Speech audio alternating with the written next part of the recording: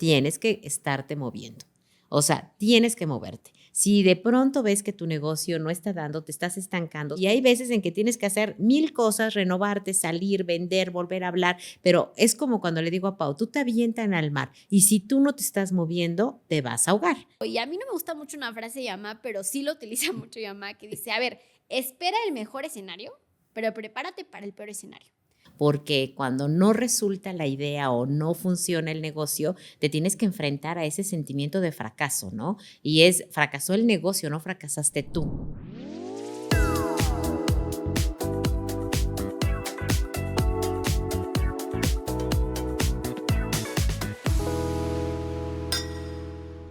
Hola a todos y a todas, bienvenidos a otro capítulo de Se pasa volando, el podcast. Estamos muy emocionadas de estar aquí. Hola Ma, ¿cómo estás? Hola Pau, muy bien, muy contenta. Ya vamos en el tercero, aunque no sé, sí, es el tercero, ¿verdad? Es el tercer Sí. capítulo que grabamos. Y este es un capítulo, vamos a tratar un tema muy interesante porque vamos a hablar acerca de los retos a los que se enfrenta una empresa los primeros 5 años de existencia, que básicamente es como una prueba de vida, ¿no? Si vas a sobrevivir o no vas a sobrevivir, pero hay muchas cosas interesantes que vamos a platicar. Y creo que es el tema, ¿no? Porque al final, cuando tú decides ser empresario, apuestas muchas cosas, apuestas el capital, apuestas tu idea, apuestas tu tiempo, que también es muy importante, y te enfrentas a esta prueba de vida, ¿no? Muchas veces lo hemos hablado, ¿no? O sea, pasaste ya la prueba de vida, no has pasado la prueba de vida, y son momentos de mucha vulnerabilidad, ¿no? Y en este capítulo vamos a hablar de eso, ¿no? Vamos a también como desnudarnos frente a esa vulnerabilidad que yo he pasado, que ya me ha pasado, para que tú también, si estás pasando en este momento o atravesándolo, te sientas acompañado y te sientas entendido, porque claro que es una de las pruebas más fuertes que vas a enfrentar y hay ciertas estrategias que si yo volviera a regresar a los 5 años, al año 0, le daría muchos consejos a Pau para poder fluir mucho mejor esos primeros años de vida. Entonces, sobre eso va el capítulo. Se llama Los 5 años, la prueba de vida, que en muchas empresas determinan su destino. Sí, y la verdad es que, bueno, va totalmente ligado al fundador, al empresario, porque cuando no resulta la idea o no funciona el negocio, te tienes que enfrentar a ese sentimiento de fracaso, ¿no? Y es, fracasó el negocio, no fracasaste tú. Pero el poder dividir ese sentimiento de fracaso en, a ver, se tiene que dividir, eso es bien complicado, ¿no? Y digo, tú y yo conocemos casos de muchas personas que lo intentan y no funciona en el primer intento y ya no lo vuelven a intentar y dicen esto no es para mí, cuando no es que no sea para ti, es que digo, todas las historias están formadas de muchos pruebas y errores que tienes que ir haciendo en esta vida. Y yo creo que también existe hasta un estrés postraumático, ¿no? Cuando tienes Claro. un emprendimiento que fracasó, una idea que no funcionó, hasta cierto punto, como ese, escalofrío, ¿no? De no lo logré y aparte ahorita que también todo es este tema de exponerte, ¿no? Porque yo creo que el emprender, el ser empresario es exponer tu idea, exponerla a clientes y cuando eso no resulta, puede generar un estrés postraumático. Y yo he escuchado también muchas historias y hasta incluso son este small talk, a veces tenemos mi mamá y yo de, oye, o sea, ¿qué tal, no? Que cuando le cuentan una historia de fracaso, pero la viven a raíz, ¿no? Y la vuelven a contar con todo el sentimiento y de repente una vez nos pasó que alguien nos estaba contando una historia de un emprendimiento que fracasó y lo estaba contando, se los juro, o sea, con ese sentimiento, este estrés postraumático que yo diría, ya después descubrí que Lágrimas en los ojos. lágrimas en los ojos, y mi mamá agarró y le preguntó, oye, está muy fuerte esto, ¿hace cuánto lo viviste? Y su respuesta fue, Hace 15 años. Y yo dije, oh, no, Dios mío, o sea, lo que necesitaba ya era ayuda. O sea, no, o sea, sí es un momento, es un duelo al final, como cualquier cosa en la vida que no funciona, es un duelo, pero bueno, tienes que seguir, ¿no? Y aquí lo que vamos a ver, y es parte de lo que vamos a comentarte en este capítulo que está súper interesante, es, empezamos con un contexto, porque como siempre te decimos, tu historia y lo que te está pasando probablemente es más común de lo que tú piensas. Y aquí es donde traemos el contexto, que Pau es la especialista y nos va a compartir cuál es el contexto en general de estos primeros años de vida de un negocio. sí. Y aquí el contexto que les traemos son 2 puntos, ¿no? La tasa de mortalidad de las empresas en México y también la esperanza de vida de las empresas, ¿no? Y me gustaría empezar abriendo acerca de la esperanza de vida porque fue algo que sí en mi mindset de emprendedora, empresaria, me cambió por completo, ¿no? Que según datos de demografía de los negocios del INEGI, la esperanza de vida de una empresa es de 8.4 años, ¿no? Y ahí fue como, oye, está impactante, o sea, esa idea que tuviste, esa primera SADCB que tuviste, probablemente te va a acompañar entre 8 años hasta 10 años de tu vida. Entonces empieza a ser un negocio a largo plazo, empieza a ser algo que se puede quedar contigo. Volvemos a lo que aprendimos en el primer podcast, ¿no? No es lo estás intentando, sino realmente lo estás haciendo. Pero aquí hay un factor súper importante, que esa esperanza de vida aumenta cuando pasas los 5 años de vida. Por eso se dice que los primeros 5 años de tu emprendimiento se vuelve la prueba de vida. Si tu negocio ya pasó los primeros 5 años, probablemente su esperanza de vida se extienda hasta los 10 años, ¿no? Entonces empieza a ser algo muy interesante porque empiezas a pensar que, oye, es una prueba, ¿no? Después de estos 5 años, todo el terreno se va a ver mucho más estable, mucho más hacia largo plazo, ¿no? Entonces, esos son los datos que traemos, pero también hay un tema de mortalidad que no vamos a negar, ¿no? Que dentro de esos 5 años va a haber años muchos más complicados, que no me gustaría utilizar la palabra complicados porque también lo puedes vivir con facilidad. Retadores. ¿No? Retadores, ¿no? Si no es el reto que vas a enfrentar. Y de cada 100 establecimientos que nacen, 52 mueren antes de cumplir los 2 años. Estamos hablando que el 52% de esos locales nuevos que se abren, de esos nuevos negocios que tienen un local presencial, por así decirlo, mueren antes de los 2 años. Y 31 mueren antes del primer año, ¿no? Cosa que se vuelve interesante decir, oye, de esos 52 que mueren, el 31% lo hacen el primer año de vida. Entonces, se vuelve fundamental, si tú vas a iniciar ese negocio o estás a punto de emprender, que te sientes un poco en seco y digas, este primer año lo tengo que tener bien calculado. Y a mí no me gusta mucho una frase de Yamá, pero sí lo utiliza mucho Yamá, que dice, a ver, espera el mejor escenario, pero prepárate para el peor escenario. Y mucho de eso es lo que estamos haciendo en este podcast. Así, prepárate y esperemos que tu empresa dure 10 años, 20 años, que lleguemos y nos sentemos este podcast con Yama como 25 años de la empresa que fundó.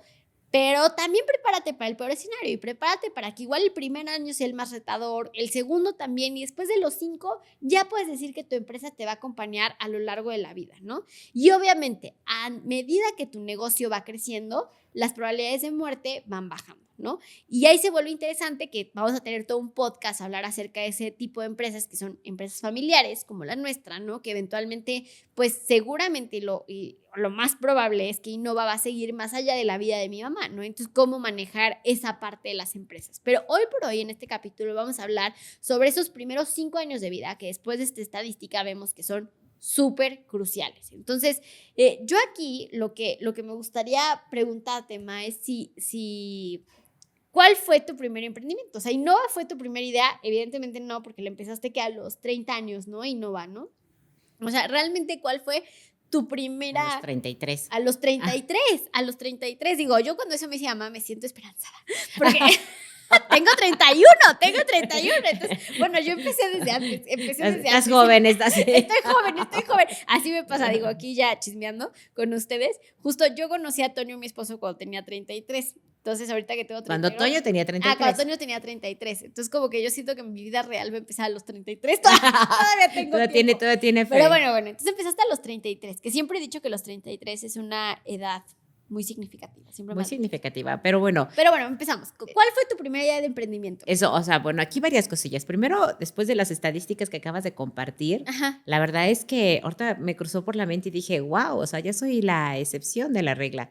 O sea, si la esperanza de vida de una empresa es de 10, a lo mejor 11 años, y ya tu empresa llega a 25, o sea, ya te empieza a convertir en una excepción. Pero ahorita entro otra estadística, que bueno, también ya lo iremos viendo durante el transcurso del podcast, que es qué pasa con esas empresas familiares. Cuando la idea de negocio surge, funciona y es un éxito, ¿cuántas mueren para pasar a la segunda generación? ¿Y cuántas, la minoría es la que llega a una tercera generación? ¿Y qué se tenía que hacer, no? Entonces, digamos que ya rompí un esquema por el tiempo de vida de la empresa, pero ahora tengo el otro reto, ¿no? Que pase a una siguiente generación y que esto continúe. Pero bueno, esto fue entre paréntesis. Es parte de la vida que habíamos hecho en el primer capítulo. Claro. O sea, que el ser un empresario es algo viviente, es una identidad viviente. Claro. Y cada día hay nuevos retos. Y que va mutando acomodando, como tú, o sea, tú no eres la misma persona. Pero bueno, regresando acá, y eso también comentándoselos, porque no es, o sea, Innova no fue mi primer intento. Y la verdad es que, digo, pocas personas, y la verdad es que yo creo que son la excepción, que lo primero que hacen les funciona. O sea, eso, wow, sería el mundo ideal, pero no fue el primer emprendimiento.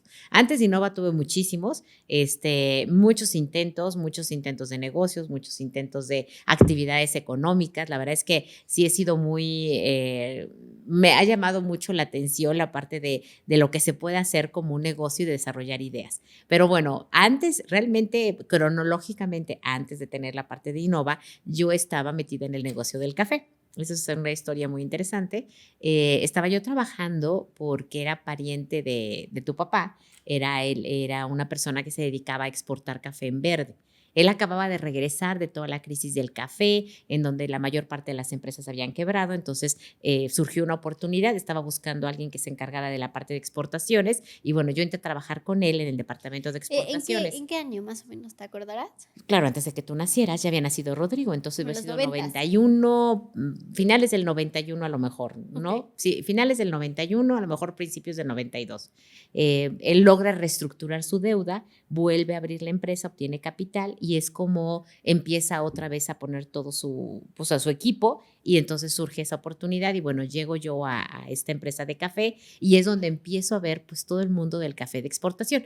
Yo ya tenía un previo antes porque mi mejor amigo es una persona que tiene un negocio de cafeterías, entonces vende café tostado y molido. Y yo en vacaciones trabajaba con él y bueno, acabando de salir del colegio, hubo una época en que estuve colaborando con ellos. Entonces traía una idea del café, pero de la parte de tostar y moler café, no de la parte de vender café como exportación.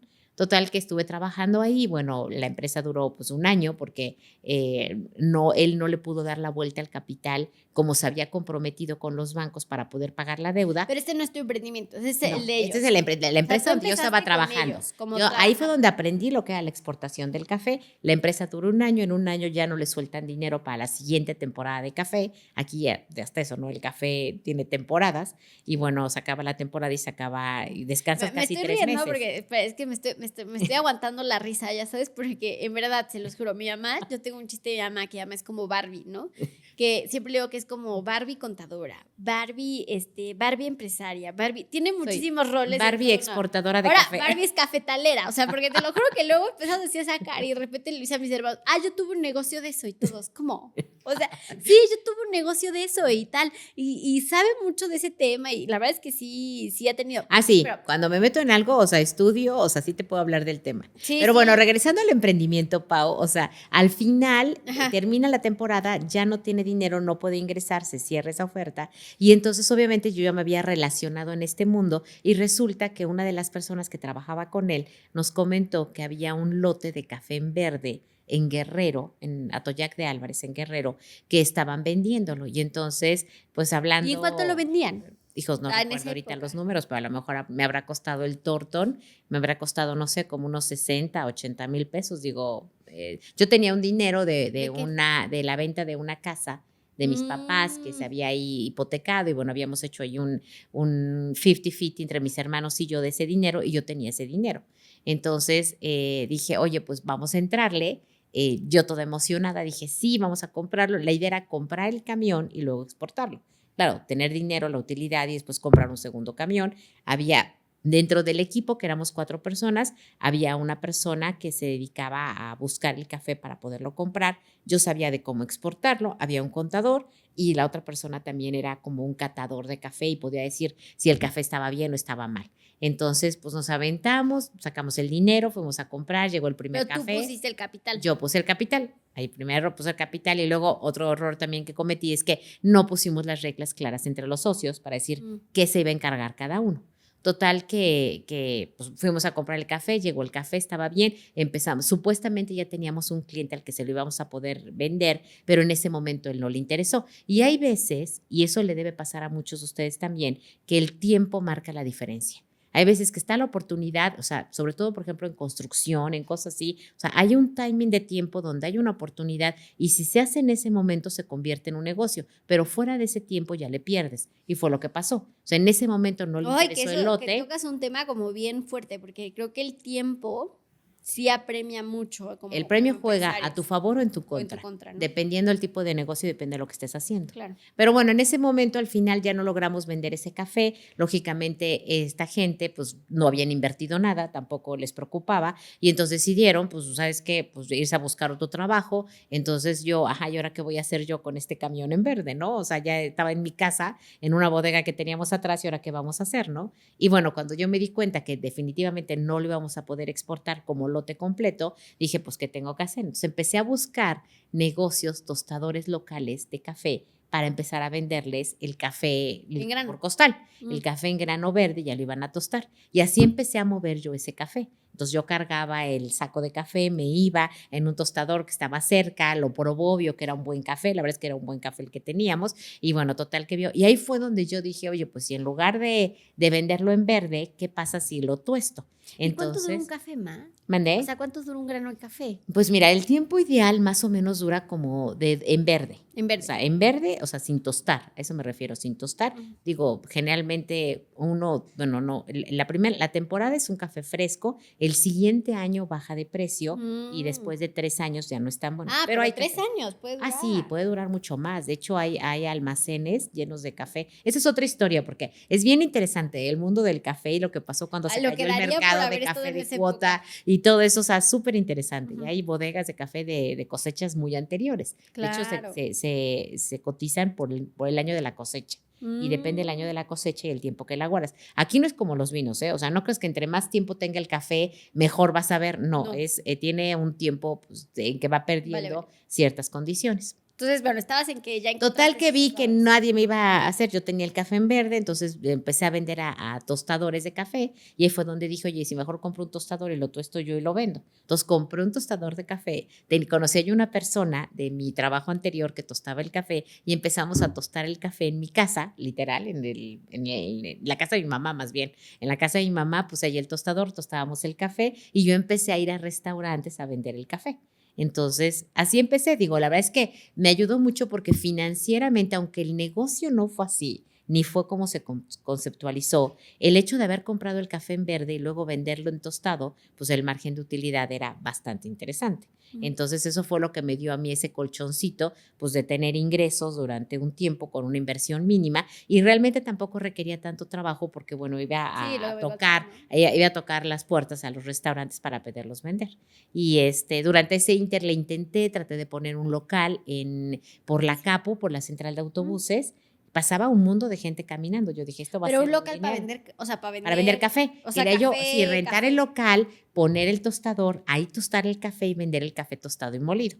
Esa era la idea que tenía. Entonces encontré el local, lo pagué, me lo rentaron carísimo, aparte tuve que pagar un traspaso al mismo señor que me rentó el local y resulta que al mes cierran esa calle porque hacen el puente elevadizo de la Capo y toda la gente que pasaba caminando deja de pasar caminando porque cierran la calle. Entonces me quedo con un local, con una inversión, sin clientes porque cerraron la calle, cosa que yo no sabía, o sea, realmente sí, a veces te ven la cara, entonces pues ya me quedo así y al final pues tuve que cerrar el local, pues ya no se podía ni pagar la renta, regresé con el tostador y me quedé yo vendiendo café.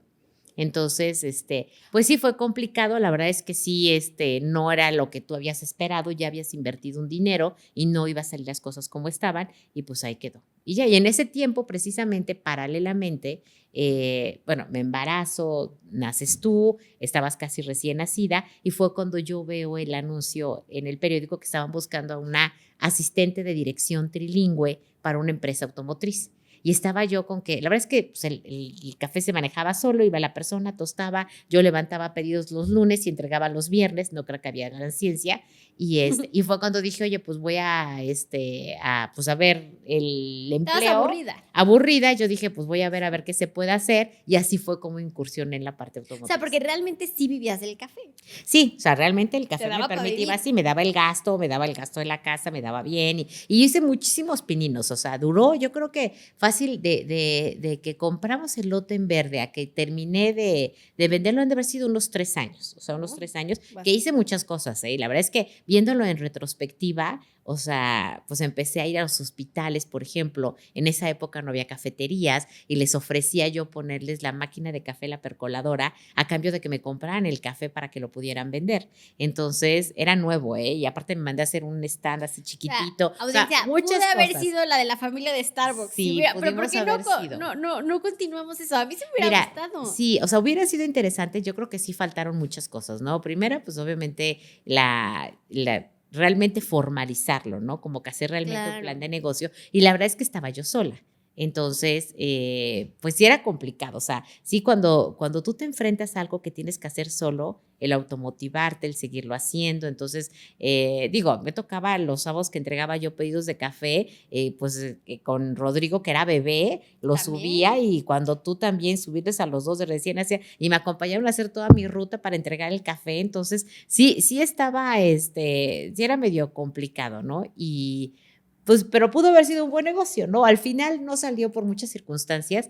Ya. ¿Y cómo lo cerraste? ¿Fue formal decir ya cerré o se acabó ya no voy a levantar más? No, se me acabó el café en verde. Realmente yo acuérdense que había comprado un lote de café, lo tosté, lo vendí. Cuando se acabó el último era o continuabas y volví a comprar otro lote de café en verde o ya lo cerraba. Pero en ese entonces ya había entrado a trabajar a moldeados interiores en la empresa automotriz. Entonces ya tenía yo un trabajo formal y ya no le vi pues el sentido de seguir, ¿no? Dije, mejor acá, pues ganaba yo mucho más fijo y todo, y ya ahí se quedó el negocio. Entonces sí fue. Y sí, claro, te da pues tristeza, te da coraje, te da frustración, te sientes a veces engañado. Y yo creo que eso les pasa a muchas personas, se sienten engañados, pero no es que te hayan engañado, yo creo que tú mismo te engañaste a ti mismo, ¿no? A veces tomas decisiones, tú mismo te creas una realidad que tú quieres ver, te falta revisar cosas, te falta haber sido un poco más cuidadoso. Más autocrítica. Sí, es complicado, ¿no? Pero bueno, no siempre funcionan todos los intentos que tienes. Claro, yo me llevo lo de los socios, que dices tú, pues al final te quedaste sola, ¿no? Un poco no sentar bien las bases, casi no dejarlas por escrito, algo que tú siempre dices, ¿no? Escribe esto, escribe aquello, ¿no? Sí, vives en un mundo cuando eres súper joven, porque digo, te hablo antes de que tú nacieras, Pau. 23. O sea, tendría yo 27, 28 años. 28. Entonces yo creía que podía, ya sabes, conquistar al mundo y todos somos amigos y todos nos vamos a sentar y somos lo máximo y no pones nada por escrito, no funciona así. O sea, aún de veras, querido público, si están pensando en poner un negocio y quieren asociarse con amigos y somos los mejores amigos y hemos crecido, pongan por escrito, pongan las condiciones, pongan a qué se compromete cada uno. Siempre papelito habla, eso siempre. Y falta, y eso sí me llevo eso, pues aparte, la verdad es que sí. Segundo, haber investigado más. O sea, yo creo que si yo hubiera investigado más antes de tomar la decisión de rentar ese local, claro que hubiera sabido que iban a cerrar esa calle porque era una obra pública, iban a construir un puente de 2 pisos. O sea, no investigué, no hice mi chamba, no hice mi tarea y lógicamente invierto dinero y me cierran el local. Claro. ¿No? Sí, no.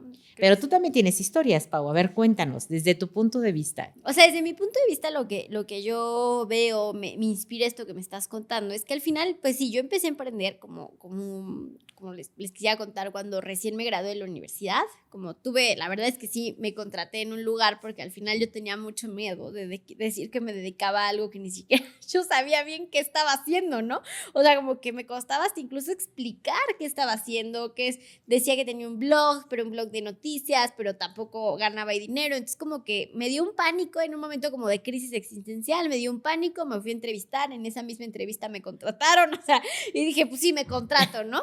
Y entré y era igual una agencia de comunicación, que la verdad duré muy poquito, dice mi esposo que ni cuente esa experiencia porque duré meses, porque realmente no estaba aprendiendo mucho en esa agencia y al final dije, oye, para que este proyecto salga necesito dedicarle mi full time, ¿no? Y fue como decidí pues dejarlo en ese momento y dedicarme full a mi proyecto, ¿no? Entonces yo sí empecé a emprender como justo desde cero, no tenía, como que creo que hoy viéndolo en retrospectiva, sí era un reto pues grande, porque al final nunca había trabajado formalmente en un lugar, porque muchas veces cuando trabajas en un lugar, pues te inspiras de ese lugar para lograr llevarlo a tu arista, llevarlo a tu emprendimiento, ¿no? Y empezar desde cero, pues tiene ciertos retos, ¿no? Yo empecé también con un fondeo de Friends and Family, que era como justo como diría mi mamá, háblale a 5 personas, cuéntale tu idea, que apuesten por ti, personas cercanas. Fue lo que sucedió, apostaron por mi idea, me dieron el dinero, yo empecé a contratar como este equipo que necesitaba para los videos, para redactar, para tal, pero realmente la idea pues venía de mí y durante muchísimos meses fue el reto de encontrar cómo monetizarla, ¿no? Que incluso hasta la palabra monetización no No existía. existía, no No, existía. y aquí sí te acuerdas, porque cuando empezamos con este programa, ¿te acuerdas que fuimos a ver esa Ujú. agencia de publicidad y que iban a hacer y que las redes y que los videos y que no sé qué? Yo les hice esa pregunta, oigan, ¿y aquí cómo se gana dinero? Ellos tampoco sabían No cómo se sabía. ganaba dinero. No, pero es que bueno, después los patrocinadores no tenían una idea de realmente cómo se ganaba dinero. Y eso fue hace cuántos años, Pau, de Hace lo rápido que ha cambiado el mercado a lo que te dedicas tú. a lo que, O a lo que sea, me dedico yo. En ese momento como que no había esta parte. Y me decía, mira, por algo a la gente le interesa ahí. Y es algo que mucho te agradezco, ¿no? Porque mi mamá toda la vida ha sido como eso que tú ves, Pau, ahí hay una minita de oro, me dice, ahí hay una minita de oro, igual no la has encontrado, flaca, pero la vas a encontrar y ahí hay una minita de oro, ¿no? Y me inspiraba mucho como a seguirlo y tal. Empezó el proyecto haciendo videos, justo, dice, mamá, es que esto me recuerda mucho a lo que hacías tú en Cubé, en sus inicios, ¿no? Haciendo videos para Facebook, ¿no? Que ahorita ya todo viendo la retrospectiva digo, ay, me hubiera quedado en Facebook, se monetiza también por ahí, ¿no? Pero en ese momento, pues yo no sabía, no lo subían a YouTube, entonces era como muy raro y la verdad era mucha exposición, ¿no? O sea, era mucha exposición, hablaba sobre temas políticos, me llegaban ciertos comentarios, este tema que ya saben de la dismorfia corporal, que te ves en el video y dices, no, me veo gordísima, me veo flaquísima, no tienes idea, como esta autoestima, o sea, creo que mucho era el emprender algo así, requería mucha autoestima y yo necesitaba trabajarlo mucho y entonces me salí un poco de los videos, empecé con el diseño gráfico de Instagram y empecé como pues sí, a hacer como diría mamá, los pininos, ¿no? De que, bueno, un posteo de esto, un posteo de aquello, empezar a juntar a gente, 5,000 personas, 6,000 personas, 10,000 personas, y el dinero se me empezó a acabar. No, esa es la historia real. El fondeo Friends and Family se me empezó a acabar. Se sentó conmigo mi mamá porque eran nóminas fuertes. O sea, en ese momento para mí, que yo acababa de salir de la carrera, pagarla a la diseñadora, no existía el puesto de community, o sea, yo tenía a alguien que hacía community, pero pues no sabía que era community manager, ¿no? O sea, como estos puestos, ¿no? Alguien que me ayudaba con la imagen visual, ¿te acuerdas? ¿No? ¿Qué te vas a poner? ¿Qué te vas a vestir? ¿Qué tal? Y de repente el dinero se me empezó a acabar. Y yo me acuerdo de esa conversación y además sentó y me dijo, pues a ver, ya no va a haber dinero más Friends and Family, o lo sacas de un préstamo, que no es lo ideal, porque al final, pues no, o ves cómo lo haces. Entonces, en ese momento me senté y dije, pues necesito que esto monetice de alguna forma. Y era poder contratar como una herramienta de mailing, como lo estaban haciendo en Estados Unidos, y empezar a mandar mails y esos mails meterles anuncios comerciales. Pero en ese momento el MailChimp costaba una suscripción mensual que equivalía a una nómina de un equipo. Y dije, no, o sea, esto es demasiado, ¿no? Lo que yo podía pagar en ese momento. Así que lo que decidí hacer fue ir por un chip al Oxxo, un celular viejo, meterle el chip y empezar a mandar un WhatsApp newsletter, ¿no? Un newsletter vía WhatsApp, ¿no? Y luego pasó el tiempo y en ese momento les voy a contar algo. Ya era mi última fase como de dinero que yo tenía, ¿no? Y yo necesitaba ayuda, porque yo obviamente hacía el newsletter por WhatsApp con lo que había aprendido en presidencia, que le mandaban al presidente, qué tal. Y pero me dijo, háblale a tu ex jefe, ¿no? En ese momento fue cambio de gobierno, ¿no? Fue cambio de gobierno, sacaron a toda la gente, entró López Obrador y me dijo, llama, háblale a tu ex jefe, que hasta la fecha sigue siendo un gran mentor para mí, y dile, ofrécele algo para que se quede contigo 2, 3 meses y te enseñe a hacer ese boletín, pero de una forma súper profesional. Digo, esta historia está buena, ¿no? Porque es súper profesional, que te enseñe tal. Le hablé, se lo aposté a él, ¿no? Y aceptó, ¿no? Aceptó un fee que, pues, la verdad era mucho menor a lo que él ganaba, pero aceptó decir, va, pues me voy contigo, me voy a Cubé, ¿no? Entonces mi jefe contraté a mi primer jefe. Es un jefe de presidencia, pero ese es un punto, digo, es una historia, y aparte lo queremos muchísimo y con muchísimo corazón. Bueno, trabajaba Pau en un despachito de la casa y comían, o sea, aparte del sueldo le ofreció que comiera. ¿Sí te acuerdas? Le decía, le daba la comida, entonces me encantaba cómo cocinaba la comida y todo. Pero bueno, todo esto era parte de la necesidad de una mentoría, ¿no? Que eso es algo que yo, viendo a Pau, que era su coach, ahora sí que de cama, su coach de cabecera, su coach de cabecera, que siempre estaba yo con ella, era decir, yo veo la idea buena, yo veo lo que ella ha hecho, yo vi cómo se movía y todo. Claro, es un mundo diferente para mí. Cuando ella empezó este negocio, ¿te acuerdas que me decía, pero mamá, ¿tú cómo ves? Y esto es algo que yo ni siquiera sé. La fecha, o sea, yo no lo sé, no lo entiendo, pero me daba cuenta que algo había bueno en eso. Entonces, yo no le podía dar ese coaching y dije, no, necesitas una mentoría. Y ese es otro de los puntos que estamos resumiendo de estos primeros 5 años. Si necesitas buscar un mentor, un coaching, alguien que te ayude, alguien que haya pasado por esta experiencia, que te pueda dar ese refuerzo, porque igual y tu idea es muy buena, tus ganas son muy buenas, lo tienes estructurado, pero te falta ese le digo yo, esa expertise, esa línea que te va a ayudar para poder brincar estos primeros 5 años y que puedas sobrevivir. Sí, que yo creo que aquí yo rescato 2 cosas importantes para ustedes que están iniciando o así, justo con este coaching que me dio mi mamá, el hablarle a personas que crees en ti, ¿no? A 5 o 6 personas que crees en ti, que apuesten el primer capital por ti, el que cuando llegue el momento que se acabe el dinero, tú ya haber como trabajado algo para decir, bueno, esto es lo que puedo monetizar, que fue lo que me pasó, y lo de la asesoría. Porque una vez que pase ese tiempo, se me está empezando a acabar el dinero, ya había tenido la asesoría, digo, este boletín se tiene que vender, ¿no? Va a haber una versión gratuita. Y ahorita lo pienso y digo, wow, o sea, una versión gratuita. Ahorita me escucho y digo, o sea, una versión excelente idea. Una versión premium. Y aquí, ¿sabes qué quiero contar, Pau? Es que antes de que termines de contar la historia, es que sí necesito contarlo, Porque cuando Pau presenta su examen profesional en el ITAM, presenta, ¿cómo se llamó tu tesis? Yo presenté la tesis de blogs, la nueva tendencia en el consumo de noticias. Chéquense, fue su examen profesional. Entonces, estamos en el examen profesional. Obviamente, ella presenta toda esta tesis y era el proyecto que ella traía de Quo Vadis, de que lo hacía, cómo pasaban las noticias, cómo por qué lo tenía que hacer, o sea, lo presenta todo. Termina, bueno, yo estaba ahí en primera fila, ya saben, mamá súper orgullosa, termina y uno de los sinodales le pregunta, fíjense la pregunta, le dice, oye, Pau, ¿y quién te enseñó a hacer eso? Bueno, yo casi demandaba a la universidad. Entonces, yo pagué 5 años para que en el examen profesional la sinodal le pregunte a Paulina que quién le enseñó a hacer lo que estaba haciendo. Pero efectivamente, nadie le había enseñado. O sea, este era un intuitivo tuyo y tuyo que siempre ha sido una persona autoaprender, autoenseñar, autoinformarte, siempre ha sido así. Y que es la industria en la que estamos. Al final es ir como tirando piedras, experimentar, que creo que es algo que me gusta mucho, ¿no? Pasa eso, se empieza a vender el boletín, empiezo a cobrar vía PayPal el boletín. No, es que, no. Vía PayPal el boletín o transferencia bancaria, tal. Y me acuerdo, les puedo jurar, estaba yo en el despacho con Diego, lanzamos el boletín con el equipo a los miembros gratuitos que tenían y en eso cae el primer pago. No, ¿cómo les explico que yo lloré? O sea, yo me salí de la oficina, me acuerdo, porque yo, como esta, y le hablé a mamá y le digo, mamá, aparte no era alguien, no crean que cayó un pago de alguien que, de tu tío, amiga, mi cuenta. Tía, tal. No, era alguien de la universidad, tal, que fue el primer pago, y me acuerdo y le dije, mamá, es que ya esto ya es el siguiente paso, ¿no? Empieza a ser de 0 a 1, ¿no?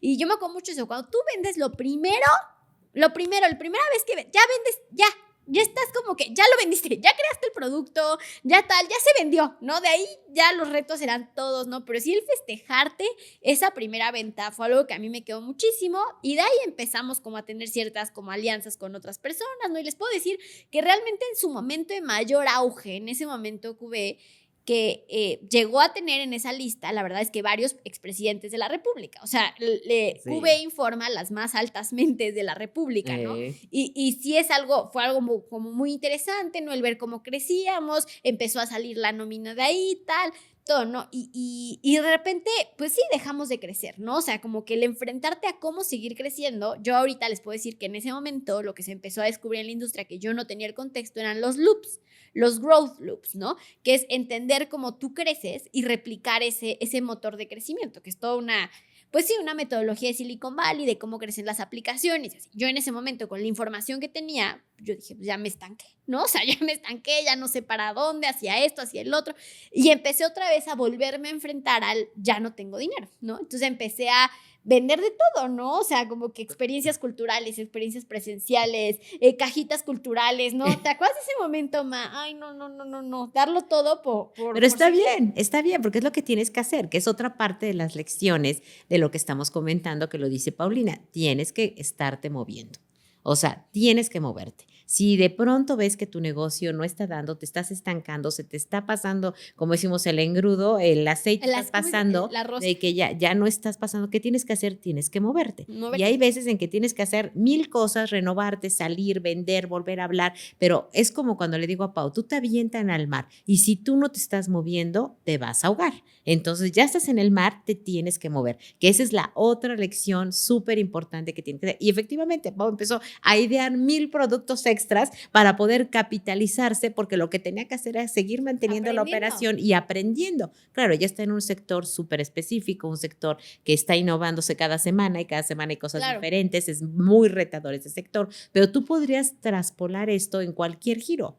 O sea, si de pronto ya no estás vendiendo, tienes que hacer algo, tienes que hacer una promoción, tienes que hablar con gente, tienes que volver a empezar, tienes que moverte, porque quedarte atrás del mostrador o atrás del escritorio sin hacer nada, eso es el primer paso para lo que viene, que es cerrar el negocio. Claro, y por ejemplo, yo sí llegué a un momento donde las suscripciones pues ya pagan la nómina, después ya no, hubo gente que se empezaba a dar de baja, gente que venía, tal, y volví a caer otra vez en ese reto. O sea, nunca llegas como ese estabilidad, o sea, sí, pero vas llegando a otros niveles de estabilidad, ¿no? Exacto. Y yo aquí lo que quiero compartir es que en ese lapso de tiempo sí me dio a mí un burnout, ¿no? O sea, llegó un momento donde me cansé, o sea, les voy a ser honesta, me cansé, ya no veía para dónde, ya no le daba valor a lo que estaba haciendo, ya sentía que había pasado mucho tiempo, ¿no? O sea, yo ahorita lo digo, no o sea, ya, pero en ese momento decía, no, es que ya llevo mucho tiempo en esto nomás no arranca, no tal.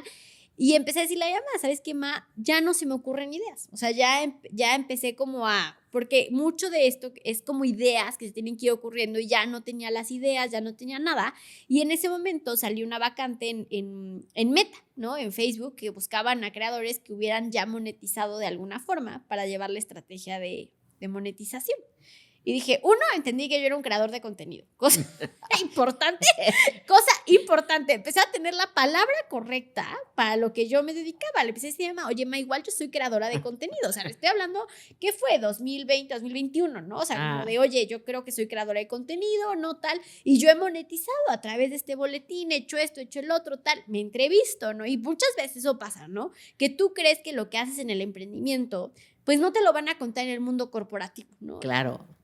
Y eso es un gran miedo. Y es un gran error, porque al final es experiencia. Y es una experiencia que vale mucho porque tú siendo tu propio jefe, siendo emprendedor o siendo empresario, tienes muchas cosas que enfrentarte, como la resiliencia, la capacidad del fracaso, de volverte a empezar, automotivarte, dirigir un equipo, vender una idea. O sea, una serie de habilidades que en el mundo corporativo son muy importantes. Entonces, sí. Pero no venía yo, o sea, a veces en el mundo corporativo es mucho más fácil decir, tenía este puesto, quiero este puesto, o sea, como que yo no tenía esa parte. Y aún así, y me entrevisté, pasé todas las entrevistas, y yo ahí sí le tengo en mi corazón, te los juro, a mis jefes que he tenido, que tampoco han sido tantos, porque justo he estado más en el mundo del emprendimiento, pero aquí a Diego, que fue el que estuvo conmigo dentro de QB y me ayudó como a estructurar el boletín, y a Jerry, que al final no he conocido un mejor manager que él en mi vida, ¿no? Jerry en Meta fue el que me dejó como entrar al equipo, todo, y empezar a ver todo ese mundo del Creator Economy, ¿no? O sea, entré y empecé a ver todo el mundo del Creator Economy, la oferta, la demanda, y al mismo tiempo, porque aquí, ojo, ¿no? Yo me contraté, pero nunca dejé ir al equipo. O sea, ya teníamos como cierto ingreso recurrente, ciertos proyectos, y mi idea nunca fue cerrar mi emprendimiento, ¿no? O sea, obviamente, evidentemente, pues cuando tú estás contratada en otro lugar, pues no le puedes meter todo el poncho, todo el full, pero algo que mi mamá me dijo mucho es, ok, sí, pero la visión es, tú vas, te contratas, aprendes para eventualmente regresar, ¿no? Esa era como la visión que tú siempre me... Sí, claro, ponías, y eso ¿no? esa tiene que ser tu prioridad, porque aparte le decía yo, ya invertiste tiempo, dinero y esfuerzo en un proyecto Y ya vale, y ya estás ya vale, o sea, eso ya vale, lo que tú hiciste ya vale la idea. Entonces, sí, efectivamente. Y sí, la verdad es que muy interesante, digo, ahí tocaremos otro capítulo acerca de la resiliencia, de pandemia, porque eso pues marcó, tú estás contando esta historia, pero hubo un Fue, brinco en ajá, pandemia fue un y brinco en pandemia pandemia. también te enseñó muchas cosas. Pero Sí. bueno, la verdad es que sí nos gustaría resumir, porque es bien importante esto, ¿no? O sea, sí es un hecho, ya nos lo compartió Pau, estadísticamente el tiempo de vida de las empresas y lo importante que son los primeros años, ¿no? Entonces, seguramente si tú te estás enfrentando a eso, sabes que estás en los momentos cruciales para poder garantizar esa existencia de vida. Entonces, ¿qué lecciones son las que te podemos dejar, Pau? Pues yo creo que una muy importante es dejar que la idea mude, o sea, entender que las ideas también tienen vida propia, ¿no? Y a veces Exacto. las ideas llegan a ti, tú solamente, que esto es el libro que les recomendé en el capítulo pasado de Elizabeth Gilbert, que justo es el mundo de las ideas, ¿no? O sea, tú tienes una idea que es parte de fundar una empresa y esa idea muda, ¿no? Y esa idea vive sola y tienes que también dejarla fluir.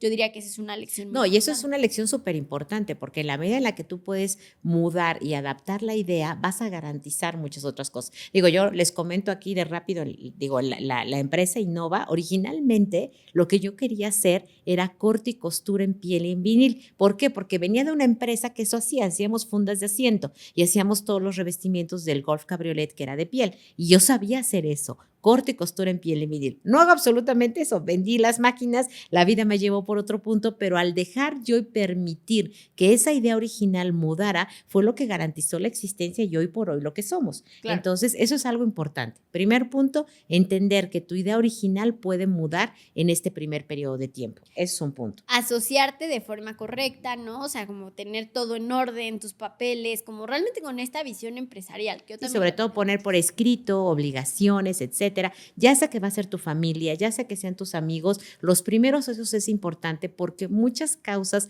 de por qué muere en el primer año, en el segundo, se pelearon los socios. Ujú. No hubo condiciones claras para poder permanecer. Y el tercero y la más valiosa es muévete.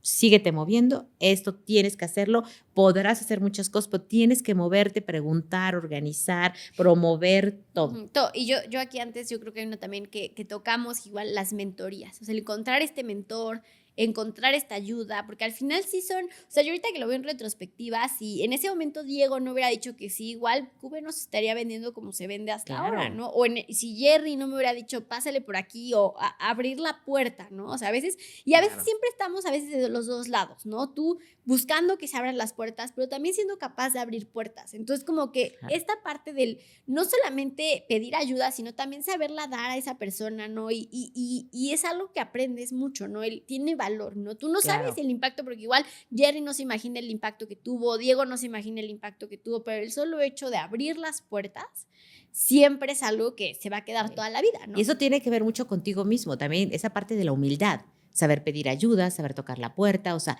sí es esa parte, ¿no? De decir, llega un punto en, como decía Pau, no sé qué más voy a hacer, a lo mejor es momento de pedir ayuda, Sí. ¿no? Si es que no tienes a alguien, pero sí, ese consejo siempre es indispensable para que puedas continuar. Y puede ser que haya fracasado, ¿no? O en el punto, ¿no? De que igual, o sea, mi historia y que la podemos contar de 1000 aristas, ¿no? Que siempre uno elige contarla como justo como esta parte de continuación, porque siento que lo que estoy haciendo ahorita es la continuación de lo que venía haciendo. Pero Claro. igual lo puede ver, oye, pues se cerró ese capítulo y abrí otro capítulo, pero acumular ese conocimiento, no minimizarlo, saber que es valorado tanto en el mundo corporativo como en el mundo emprendedor y saber autovalorarte, ¿no? Que justo estamos como en esa etapa de, o sea, yo estoy en esa etapa, ¿no? Porque yo si me dicen, oye, Pau, tú ya pasaste esa prueba de 5 años, yo creo que sí, ¿no? Pero estoy en esa parte, también me dedico a algo como muy dinámico, pero diría que sí, ¿no? Sí la he pasado, pero saber que también es esta construcción en movimiento, ¿no? Claro, que te tienes que permitir. Y pues sí, esos son los consejos que les queremos dar. Y bueno, la cápsula de la sabiduría es, no hay fracasos pequeños, siempre hay aprendizajes en tu vida. Ujú. Y eso es lo que tienes que hacer. O sea, es un cambio, hay que seguir avanzando. Yo creo que eso es lo más importante, ¿no, Pau? Me gusta, me quedo con eso, ma, porque sí, porque a veces yo le digo a mamá justo también que haga como esos tenets, ¿no? De que a veces, pues imagínense ya 500 colaboradores y a veces mucho la citan y dicen, como lo haría la licenciada. Y le digo justo, la licenciada pensaría que no hay fracaso, La sino... licenciada soy yo. Es que No hay fracasos sino aprendizajes. Si no hay aprendizajes, no hay fracasos, son lecciones aprendidas y aprendizajes, ¿no? Y obviamente es un paso a la vez, como dicen, un día a la vez. Pero bueno. Un día a la vez, que valores lo que hagas todos los días, que tengas como una dirección hacia dónde moverte, mucha estrategia, aprende mucho, investiga mucho. Creo que es algo que... Y si no funciona, no importa. Y si no funciona, no importa. La siguiente idea va a funcionar. O sea, al final todo es un aprendizaje. Claro. Entonces, bueno, qué gran capítulo hemos tenido. Esperamos que les haya gustado tanto como a nosotras. Llegó el momento de despedirnos, agradeciéndoles estar aquí escuchándonos. Y los invitamos a seguirnos en nuestras redes sociales como @sepasavolando.podcast en Instagram y en TikTok como Se Pasa Volando. Exactamente. No dejen de recomendarnos con sus amigos, ponerle like, seguirnos y si quieren saber algo más del tema o quieren tener alguna otra información, ya saben dónde encontrarnos. Y hasta pronto y recuerden que juntos volamos más alto. Bye.